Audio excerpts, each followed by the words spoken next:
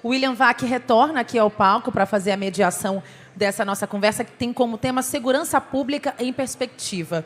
Eu já anuncio os nossos convidados para compor essa mesa. São eles Gilberto Kassab, o secretário de Governo e Relações Institucionais do Estado de São Paulo.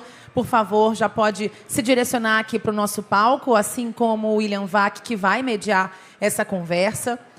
Também temos nessa mesa a Rita Nolasco, que é procuradora da Fazenda Nacional, o deputado federal e presidente da comissão que trata sobre o imposto de renda na Câmara dos Deputados, Rubens Júnior. Também temos o secretário de Segurança Pública de São Paulo, Guilherme Derrite.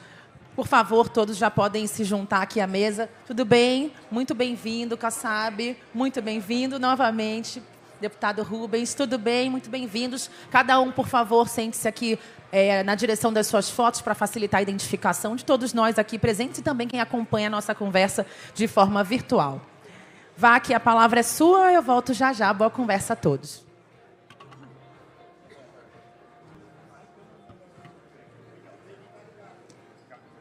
Tá ligado? É. Não, tá certo, é que eu tô... A gente sabe, o João tá falando para mim que o microfone tá ligado. Estou ligado, mas não tem nenhum segredo. A gente não combina nada antes. Essa é a ideia. Não, deixa eu dar um bastidor para vocês. O pessoal da Esfera, tanto a Adriana quanto a mim, nos municiam com um briefing muito bem feito, por sinal. Uma série de elementos para ajudar os moderadores a conduzir o painel. E, evidentemente, a gente tenta conduzir o painel na medida do interesse do público, né? Como é que o público está vendo aquilo que o pessoal aqui está considerando. Então, esse painel, um painel de segurança, está lidando com um tema essencial hoje no Brasil.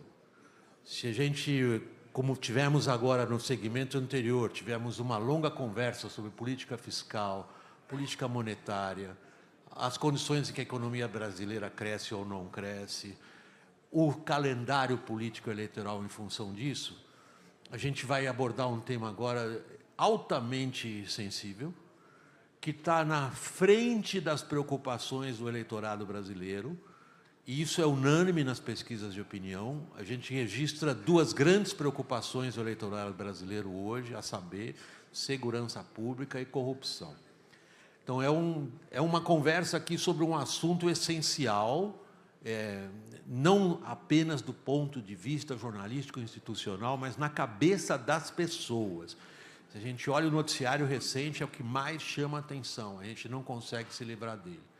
Eu vou começar essa conversa pelo aspecto um pouco mais abrangente.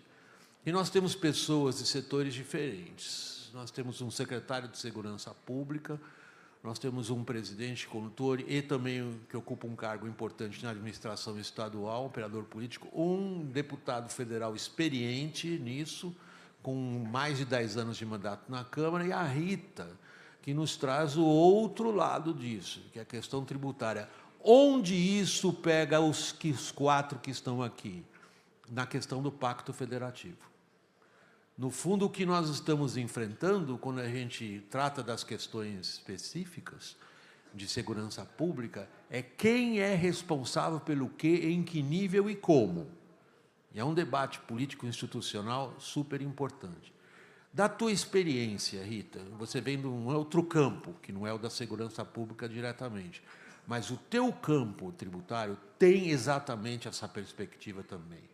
Em que medida os entes federativos estão calibrados para resolver as questões que eles têm que resolver. No teu caso específico, por exemplo, uma das discussões mais importantes que afeta o Pacto Federativo é quem vai administrar o quê, por exemplo, na reforma tributária. Mas eu quero puxar você, da tua experiência, para a questão de segurança pública e ver o que é a sua avaliação da capacidade que a gente tem ou não, da sua experiência profissional, de discutir o Pacto Federativo e encontrar soluções. Bom dia, boa tarde a todos. Uma grande honra estar participando desse Fórum da Esfera. Quero agradecer o convite do Dr. João Camargo, da Aninha, da Camila Funaro. É uma honra estar nesse painel com pessoas que eu admiro e que têm realizado grande trabalho em prol do nosso país. E ser mediada pelo grande jornalista William Vac. Espero trazer aqui uma reflexão da minha experiência prática, de o que pode trazer uma luz em todas essas questões da necessidade que nós temos da tributação para a implementação de todas as políticas públicas do nosso país, inclusive a segurança pública, e para todo o desenvolvimento social. Na minha experiência, o que eu tenho visto no âmbito da Procuradoria-Geral da Fazenda Nacional é que o grande vetor de transformação é a consensualidade, é o diálogo. E eu vejo a iniciativa da esfera fundamental, porque não é só o diálogo entre entes públicos, e nem o diálogo separado entre os entes privados. Isso não vai criar as pontes necessárias para a construção de um consenso em prol do nosso país. Então, eu vejo aqui o grande potencial de promover o diálogo entre o público, o privado, e pensando que aqui nós temos os grandes empresários do nosso país, as pessoas que promovem o crescimento, o desenvolvimento, eu creio que tanto as reformas tributárias, como as políticas públicas que nós precisamos implementar, nós precisamos estabelecer, sim, uma governança compartilhada. A nossa Constituição Federal de 1988, ela já consagrou o federalismo cooperativo. Então, isso não é novo, isso já está na nossa Constituição desde 1988, em que a União, os estados e os municípios compartilham competências e recursos. Essa reforma tributária do consumo, ela veio modernizar o nosso sistema, de acordo com as melhores práticas internacionais, diminuir o número de tributos para implementar o IVA, que no nosso país, em razão das nossas particularidades, é um IVA dual, é o IBS e o CBS. Porém, é um tributo só, porque eles foram construídos com base nas mesmas normas, nas mesmas legislações, e terão a mesma base de cálculo. Então, é um tributo único, e isso vai trazer o federalismo cooperativo na prática. E, pelo lado da fiscalização, pelo lado da cobrança dos tributos, nós temos que implementar esse diálogo cooperativo entre todos os entes, e acho que essa reforma já está propiciando isso. Rita, deixa eu puxar um ponto que você levantou, que é de uma extraordinária provocação para os que estão sentados aqui. A sua expressão foi federalismo cooperativo. Cadê isso na política de segurança pública, Gilberto Kassab? Olha, eu, em primeiro lugar, cumprimentar você, William, que alegria estar aqui coordenado por você nesse debate. Cumprimentar o João, a Aninha, a Camila, cumprimentar todos os integrantes desse fórum, e o faço saudando o ministro Barroso, o ministro Bruno Dantas, a governadora Raquel Lira. E é evidente que, se há um tema que não avançará sem um perfeito avanço do federalismo, é segurança pública. Eu vou recordar aqui, o Derrite aqui me lembrando, quando eu fui prefeito de São Paulo, nós criamos a Operação Delegada, que é as prefeituras poderem usar os policiais e, com isso, ter muito mais agilidade na contratação de serviços. Mas nós precisamos muito mais que isso no Brasil. Nós precisamos, efetivamente, uma integração não apenas de prefeituras, do governo do Estado, União, mas a participação do Poder Judiciário. Depois o secretário Derrite aqui pode falar a importante contribuição que o Judiciário pode dar com as suas decisões, com a sua integração em termos de acesso às informações, para que a gente possa ter celeridade nas decisões. Hoje, o Brasil ainda não vive o federalismo. Hoje, o Brasil não vive a integração plena de políticas públicas de temas que precisam ser federados. Nós, nos últimos meses, percebemos, por exemplo, na questão de segurança, a vaidade ainda predominando na discussão dos temas. Entes querendo ter predominância, protagonismo, onde segurança não há protagonismo, há integração. Eu sou daqueles, William, que acredito que daqui 15, 20 anos nós vamos ter um mundo muito melhor na questão da segurança. Não adianta, a tecnologia vai vencer. O bem vai vencer o mal. Mas, para isso, precisamos integrar tecnologias. Vejamos aqui em São Paulo, por exemplo, e a Secretaria de Segurança está participando muito nesse trabalho junto com a Prefeitura de São Paulo, o programa Smart Sampa, não é? Que a Muralha Paulista, onde você tem já milhares de pessoas que são identificadas por tecnologia, são presos que são prisões que acontecem e que não aconteciam por conta dessa tecnologia.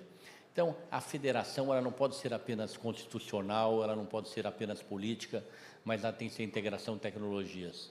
Eu acredito muito que nós vamos construir esse caminho.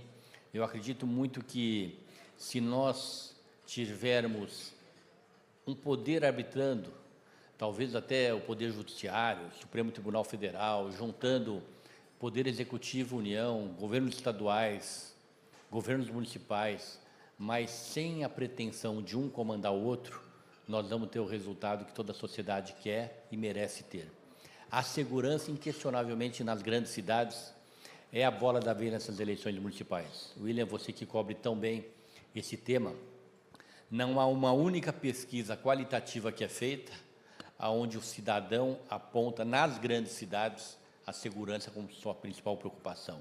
É evidente que nas pequenas cidades isso desaparece, acaba surgindo a saúde como prioridade, mas se nós percebemos que é as grandes cidades que vão pautar o tema, nós teremos qualquer candidato que queira mostrar um bom projeto, ele tem que mostrar não apenas o que ele vai fazer na segurança, mas a sua capacidade de se integrar, de participar de uma federação de fato, porque uma prefeitura sem o apoio do governo do Estado, qualquer que seja, e o governo do Estado, sem se integrar com o governo federal, nós vamos ter muita dificuldade. O crime organizado, as drogas, elas não entram na cidade, elas entram nas fronteiras, elas entram nos portos.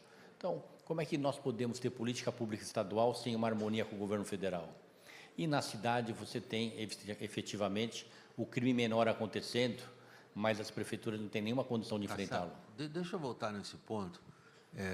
O Kassab, entre nós, repórteres políticos, tem uma reputação de dizer coisas muito fortes nas entrelinhas e nunca de deixar de dizer o que ele quer, só que tem que ser na entrelinha. Eu estou elogiando. Isso é uma habilidade. Isso é uma habilidade. Vocês perceberam a entrelinha dele? Um não querendo mandar no outro. Essa é a essência da discussão hoje sobre o Pacto Federativo em relação à segurança pública. Todos bem intencionados. Um acha que o outro está querendo mandar nele. É exatamente esse o ponto. Quando você falou de vaidades pessoais, eu não sei se você tinha alguns governadores na cabeça. Não, eu acredito que você não pode. Vocês veem o valor da entrelinha. Você não pode fulanizar. Não, até porque generalizar os governos jamais. São passageiros. Mas qualquer governador e todos os presidentes da República, eles precisam realmente deixar de lado a vaidade de ser protagonistas para se integrar. A política tem que ser de integração. Bom, mas aí você está pedindo para ele deixar de ser político, porque todo político tem que ter um mínimo de vaidade, cara. Mas na segurança, se não tiver essa convicção de que nós devemos ter uma harmonia plena e total, nós não vamos ter resultado. Concordo em gênero, número e grau. Deixa eu pegar um participante do mundo político aqui, com 10 do Maranhão. anos de Câmara. Com 10 anos de Câmara. Rubens, a Câmara está dividida profundamente em relação à PEC da segurança pública, por esses fatores que o Gilberto Kassab já estava mencionando. Boa parte das forças políticas na Câmara se dividem ao longo dessa linha. Uma diz assim, por que eu vou entregar para um governo que não sabe tomar conta da segurança pública um papel central? E o outro diz, não, se eu não tiver um papel central, eu, governo, no comando da questão de segurança pública, jamais poderemos enfrentar isso que o Gilberto Kassab acabou de mencionar. Um crime organizado que dá a sensação que está ganhando a guerra contra todos nós, uma sensação na sociedade inteira que nós estamos na ponta perdedora dessa guerra, e numa situação na qual, no debate político-eleitoral, isso daí está no centro de tudo. Afinal, você está onde nesse debate? Eu estou torcendo para a gente superar o debate e entregar um resultado concreto bom para a sociedade. Isso todos nós, mas onde você está nesse debate? Vou te dizer onde. Quem vai dar a palavra final sobre a PEC da segurança é o Congresso Nacional. Um projeto de lei depende de sanção ou veto do Executivo. Numa tramitação de PEC, A resposta final é do Poder Legislativo. Então, qual é o nosso desafio? É esquecer se a proposta é de A ou de B e construir o melhor caminho possível. Você aprova essa PEC, sim ou não, e por quê? Nesse momento, a gente está na fase da CCJ, da admissibilidade. Eu voto sim. Ela não fere uma cláusula pétrea, portanto, ela tem que tramitar. E mais do que isso, na comissão especial, a gente vai discutir o mérito da matéria. E aí nós temos liberdade, o Poder Legislativo, para debater o mérito que nós queremos. Ótimo. Onde nós vamos chegar. Qual é o desafio, a principal crítica? A PEC não resolve os problemas. É verdade, mas para isso, Carlos Drummond de Andrade já dizia, os lírios não nascem das leis. Não adianta você mandar nascer lírios das leis, que não vai nascer. Mas é melhor uma sociedade com lei do que sem lei. O que nós temos que ter como desafio, William? E aí eu vou citar a Camila e o João para poder ganhar mais 1 minuto no tempo de resposta. Não é debate, não é debate de candidato, o tempo aqui é psicológico. Eles falaram no artigo deles que é indispensável a integração, e essa foi a tônica de todas. E essa PEC permite essa integração. Hoje nós temos 27 modelos diferentes de antecedentes criminais, 27 modelos diferentes de boletins de ocorrência, 27 modelos diferentes de mandato de prisão. É um absurdo. Ou nós integramos a todos, falamos a mesma língua, ou o crime que é organizado vai continuar causando muito prejuízo para a sociedade. A PEC é uma oportunidade para isso. Temos aqui um agente direto envolvido, mão na massa, secretário de Segurança. Essa PEC ajuda ou atrapalha? Eu acho que ela não ataca as principais causas, mas eu entendo que, primeiro, obrigado pela oportunidade de participar, João, cumprimentar todos que já foram aqui, cumprimentar o comandante-geral da Polícia Militar aqui presente, Coronel Coutinho. A grande questão é que o que nós vivemos no Brasil hoje, William, é o fortalecimento do crime organizado ao longo de décadas.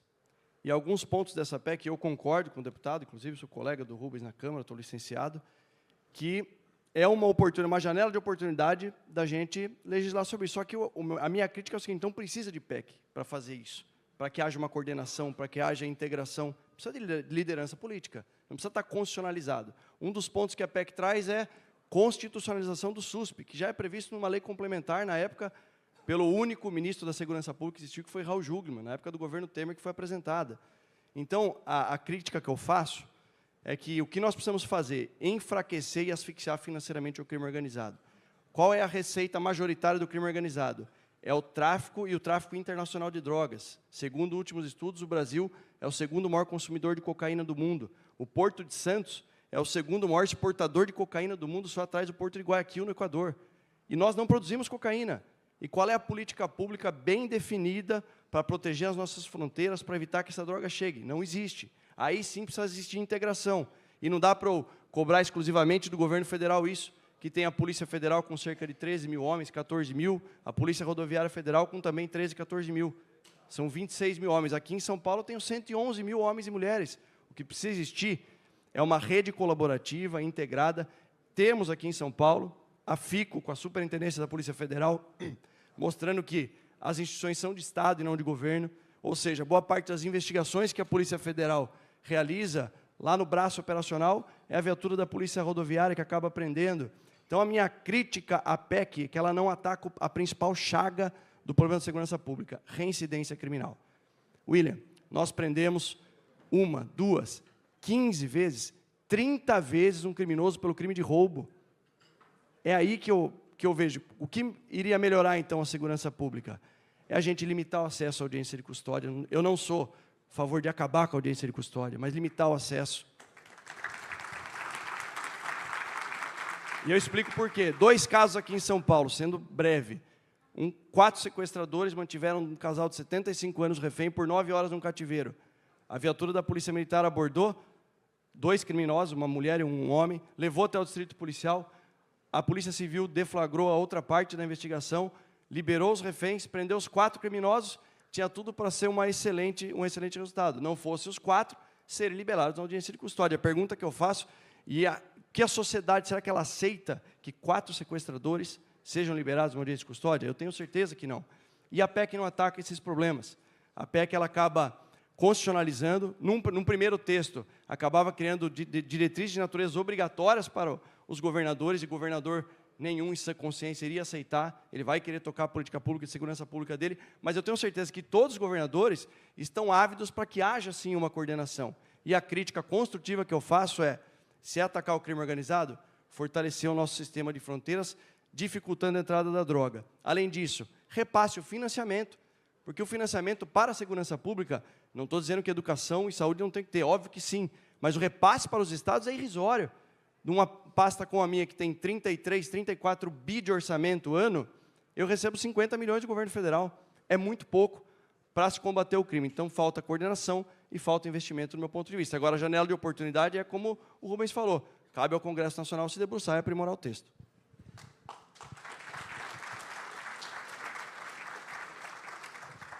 Rita, puxando você para uma área que não é a tua, está muito claro.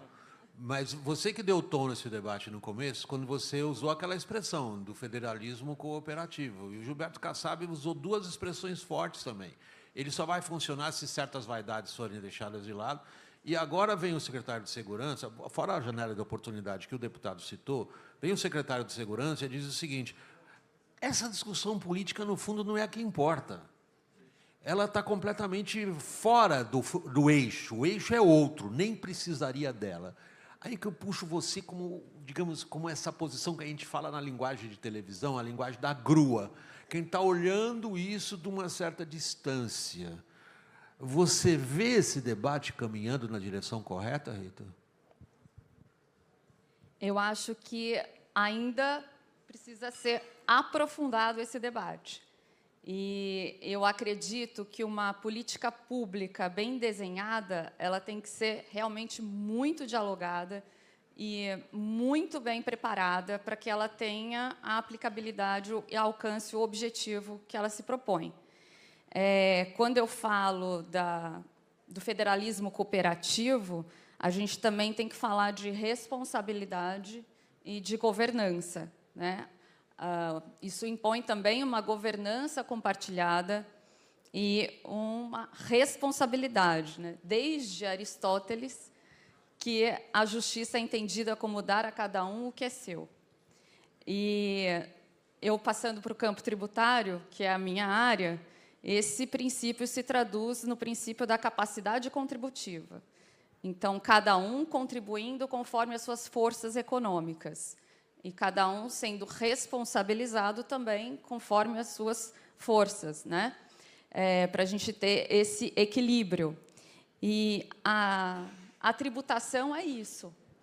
Eu vejo o insight, a reflexão que eu queria trazer do campo tributário para as outras áreas, é que a arrecadação tributária ela tem que ser muito bem estruturada no nosso país, porque é ela que viabiliza o funcionamento do Estado e que promove todas essas políticas públicas que a nossa sociedade necessita e garante o acesso aos direitos fundamentais previstos na Constituição. Novo, você está abordando entre eles a segurança pública. Você está abordando princípios. Estou abordando princípios. Você está abordando princípios a cada um no seu papel. Isso. O que o secretário de Segurança acabou de dizer é o seguinte, espera aí, o papel dos governadores é um. E eles não vão ceder esse papel. Estou lendo corretamente, Lerite? Em parte? Em parte, sim, mas em contrapartida, a janela de oportunidade que eu mencionei é que todos estão ávidos que haja uma coordenação e um financiamento. Mas o que você colocou com muita ênfase é que o debate político está completamente fora do foco que deveria ser da sua experiência como secretário de Segurança. Sem dúvida. É isso, Gilberto Kassab? É isso também, não é? Vamos ser não é pior ainda, também. Vamos ser prático aqui, se valendo da mensagem do Derrite. Porto de Santos.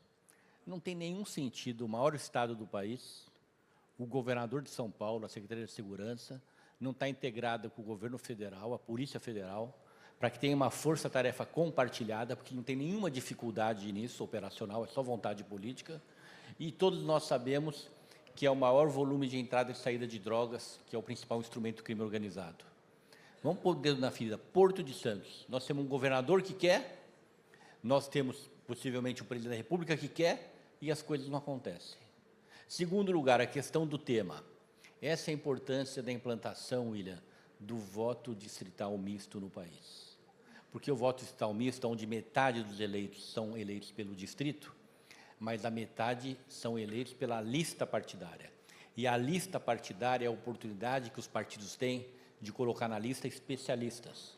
Então, o PSD de São Paulo vai colocar na lista um especialista em segurança, um em medicina, um em educação, assim como todos os outros partidos. Enquanto nós não tivermos o voto distrital misto no país, nós não vamos, de uma maneira respeitosa em relação a esse excelente deputado, que é o deputado Rubem Júnior, nós não vamos conseguir qualificar os nossos parlamentos. Nós precisamos qualificar o parlamento. Você tem toda a razão quando você abordou e essa questão que você perguntou para mim, se o assunto está sendo debatido corretamente. Não está. Não está porque o nosso Congresso, os nossos parlamentos são pobres. Isso só vai ser modificado com o voto distrital misto, onde é o papel das listas partidárias qualificar os nossos representantes. Kassab, você está levando a discussão para um outro plano. Esse é outro painel. Eu, por exemplo, eu sou afetado diretamente com o que você falou. Eu morei na Alemanha há 15 anos. Eu vivi no voto distrital misto. Mas aliás, tem uma jogada de marketing que é a seguinte: no voto distrital misto, o eleitor tem 2 votos. Não, no Brasil não. O projeto que está no Congresso é um voto. O alemão tem 2. Mas lá moram os alemães. Ele vota na Aqui lista e ele vota no candidato direto. Mas agora, não funciona 2 votos aqui. você acha que nós vamos esperar o voto distrital misto para resolver o problema de segurança pública? Nós estamos... Não, mas... Eu não vou usar a palavra que começa com F, mas é inevitável pensar nisso, que a questão ela é política imediata. Você está colocando da seguinte maneira, e eu concordo, hein? Eu não estou discordando de você. Estou dizendo, você está dizendo, se a gente não tiver um tipo de reforma política que quebre a questão da representatividade, é no fundo o que você está abordando. Nós temos um grave problema de representatividade. Você conhece isso como deputado, você também como deputado. Quem elege depois não se sente representado pelo que colocou lá. Mas nós estamos diante de um problema seríssimo, gravíssimo, imediato. E aí a questão é sim política, Rubens. A questão é política, é de educação, a questão é econômica também. Se nós formos olhar o impacto da falta de segurança nos orçamentos, no orçamento brasileiro é impressionante. Os números é o seguinte: 5,9% do PIB é gasto em decorrência da falta de segurança. O que é segurança pública, segurança privada e mais perda de produtividade. O que as empresas gastam hoje para se proteger da violência é 1,7% do PIB, 171 bilhões de reais. Então, é um assunto que tem que estar na ordem do dia. Constitucionalizar o tema é importante. Nós já fizemos isso com saúde, com educação, com assistência social. Chegou a hora de fazer com a segurança. Nós temos também fundos a serem constitucionalizados. E qual é a vantagem de ser constitucional? É a continuidade da política pública. Um dos maiores problemas que a gente tem é que, no Brasil, a regra é que o gestor público faz a política DNT, deu na telha. Ele faz o que tem vontade. Quando a gente constitucionaliza, você torna aquela política pública perene, permanente. É uma vitória da sociedade brasileira. O SUSP foi criado no governo Temer. O governo Lula, que é de oposição ao que fez o governo Temer, diz: aquela política é tão boa que tem que ir para a Constituição, para proteger dos próximos governos, seja eles quais forem. Rubens, então, está na Constituição, é algo positivo. Tem um outro lado do teu argumento, hein? Sim, lógico. O outro lado do teu argumento é o seguinte: a gente constitucionalizou um monte de coisas, por exemplo, do orçamento. Estamos agora numa crise fiscal daquelas. Então, o seu argumento de saída é necessário constitucionalizar. Por que constitucionalizamos em outras questões? Precisa ser verificado à luz dos fatos. Que é, por exemplo, os homens dos fatos acham que não. Posso dar um exemplo dessa questão de financiamento, que não há necessidade de tudo se pensar e constitucionalizar?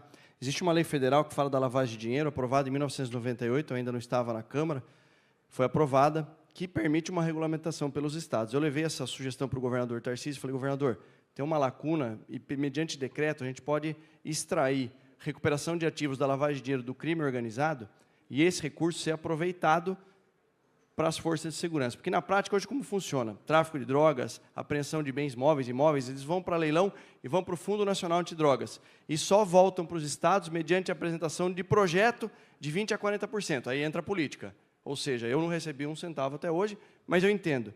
Nós regulamentamos via decreto, permitindo um programa chamado Recupera SP. Aí o recurso da lavagem de dinheiro, ou depois de transitar em julgado, ou depois de um acordo de não persecução penal com o Ministério Público, que é um grande parceiro nosso aqui, na figura dos GAECos, ele entra direto na veia, no fundo da Secretaria de Segurança Pública do Estado. Ano passado, investimos 30 milhões no laboratório da lavagem de dinheiro do DIPOL, da Polícia Civil, aqui representado pela doutora Fernanda Erbella, e nós já identificamos mais de 20 bilhões de reais do crime organizado. Claro, vai esperar, tem que transitar em julgado, mas vai gerar um ciclo positivo. E de novembro do ano passado, quando foi aprovado, para cá, eu já tenho 52 milhões de reais no fundo, mais do que o governo federal me repassa o ano inteiro. Então, é um exemplo dessa crítica minha, mas é uma crítica construtiva, que nem tudo precisa ser constitucionalizado para passar a funcionar. A Rita estava com o microfone o tempo todo pronto para falar e nós, os meninos aqui da roda, passamos por cima dela, coisa horrível que a gente fez. Muito Rita, interessante o exemplo aqui trazido, e eu estava pensando justamente em trazer alguma contribuição da minha área. E essa questão que a gente nunca tem a legislação perfeita, por mais que a gente tente fazer o melhor. A reforma tributária do consumo ficou 30 anos em discussão e nós conseguimos aí aprovar o melhor possível, mas não existe 40. E não existe uma legislação perfeita. Então, nós temos que adaptá-la à nossa realidade. A lei, para ela ser justa, ela tem que ser compreendida, ela tem que ter critérios transparentes e ela tem que ter aceitação. Então, o contribuinte ele só vai aceitar se ele for ouvido. A Procuradoria-Geral da Fazenda Nacional, ela iniciou, no período da pandemia, uma nova forma de cobrança dos créditos tributários. A gente ainda não tinha nenhuma reforma tributária, estava tudo sendo gestacionado, e a gente precisava resolver. As empresas paralisadas, sem conseguirem produzir, sem conseguirem trabalhar, pessoas em casa, não tinha condição de manter a mesma forma de cobrança tradicional, engessada, por meio de processos judiciais. E aí foi aprovada uma política fiscal importantíssima para o nosso país, o maior vetor de transformação, que foi a transação tributária. E na transação tributária, ela dá certo por quê? Porque o contribuinte é ouvido. Ele tem a oportunidade de trazer a sua realidade, de dizer a situação pela qual ele está passando a sua empresa, quais são os problemas que ele está enfrentando, qual é a realidade econômica dele atual, os desafios que ele precisa enfrentar para voltar à atividade, para voltar ao desenvolvimento, para voltar a gerar emprego. Então, é uma política pública fundamental, que exige essa governança, que exige esse diálogo e que tem resolvido problemas passivos tributários históricos, de temas muito complexos, de altíssimo impacto econômico e que a gente não estava conseguindo resolver através da lei de execução fiscal. Então, passivos do ágio fiscal, do juros sobre capital próprio, do preço de transferência, né, do lucro no exterior, né, a aplicação do imposto de renda retido na fonte da CID. Então, assim, questões tributárias altamente, com uma litigância gigante no CARF, nos tribunais superiores, sem ainda uma definição a respeito do tema, e que hoje está sendo viabilizado resolver esses passivos de forma rápida, eficiente, dialogada, com base em critérios objetivos, transparentes. Então, demandas que envolviam aí grandes litígios, prejudicavam o orçamento e traziam uma ineficiência estatal, estão sendo resolvidas hoje através da transação tributária. Rita, eu peço desculpas, é aquele cronômetro que está cortando tua palavra agora. Não sou eu, pelo contrário. Aliás, é muito interessante quando a gente coloca as visões de outros campos em cima desse. Mas esse segmento eu vou ter que encerrar aqui por conta do cronômetro e do que vem na sequência. E aí eu deixo essa tua frase no ar para o próximo segmento, que é uma palestra do presidente do Judiciário, do STF, ministro Luiz Roberto Barroso, está aqui conosco. A sua frase é ótima. Luiz Roberto Barroso, não existem leis perfeitas.